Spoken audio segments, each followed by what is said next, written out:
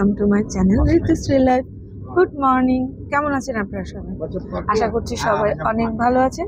আপনাদের দোয়া আলহামদুলিল্লাহ আমি অনেক ভালো আছি। তো আমরা হোটেল থেকে বের হয়ে নাস্তা শেষ করে এখন যাচ্ছি ল্যাংকাউইর জিও পার্ক দেখার জন্য। তো চলুন দেখে আসি।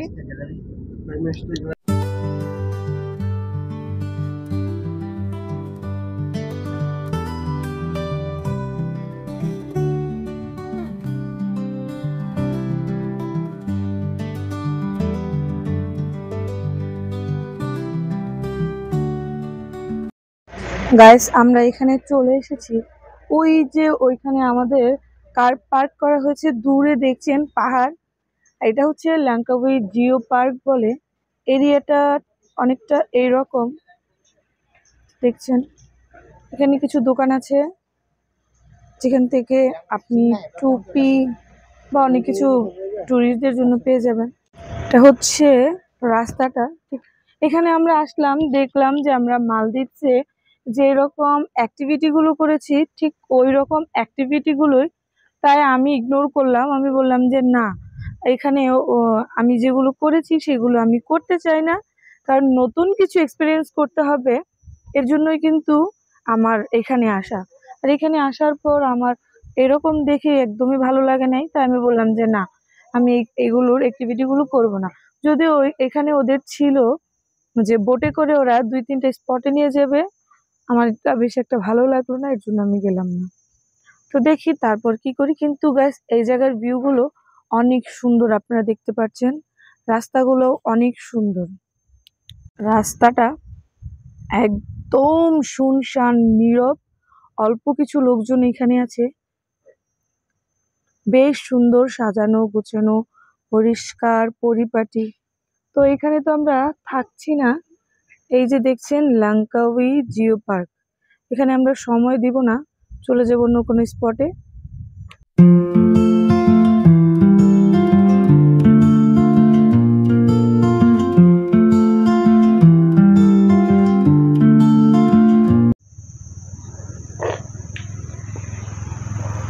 দুইজন দেখছেন চাইনিজ।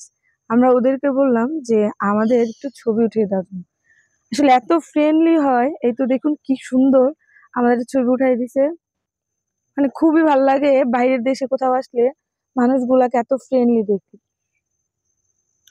গাইস, আমরা এখন চলে যাচ্ছি জিও পার্ক থেকে অন্য কোনো একটা স্পটে, কারণ বললামই তো ওদের এখানের রাইডস গুলো আমার ভালো লাগে নাই, কারণ এগুলো আমি মালদ্বীপসে করেছি, তো একটা আমি বারবার কেন করব বলুন।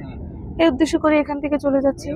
তো এখন কোথায় যাব আমি তো জানি না, দেখি কোথায় যাই, অবশ্যই কিন্তু আপনাদেরকে দেখাবো। গাইস, এই যে দেখুন, রাস্তা দিয়ে যেতে যেতে দেখলাম সাইডে সি বিচ। এটা নাকি থাইল্যান্ড সাগর বলে। এখান এইটার মালয়েশিয়ার এরিয়ার পরেই হচ্ছে থাইল্যান্ড শুরু। এইখান থেকেই যদি থাইল্যান্ডের সাগরের ভিউটা এত সুন্দর দেখা যায়, তাহলে থাইল্যান্ড গেলে কি হবে গাইস। আমরা কিন্তু থাইল্যান্ড যাব, খুব শীঘ্রই থাইল্যান্ড যাব। তখন হয়তোবা দেখবো, কিন্তু থাইল্যান্ডে যাওয়ার আগেই ভিউটা দেখে নিলাম, কি বলুন?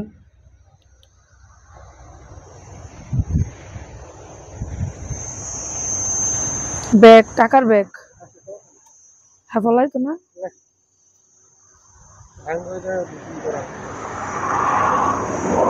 গাইস, থাইল্যান্ড আসার আগে থাইল্যান্ডের ভিউ দেখে ফেললাম।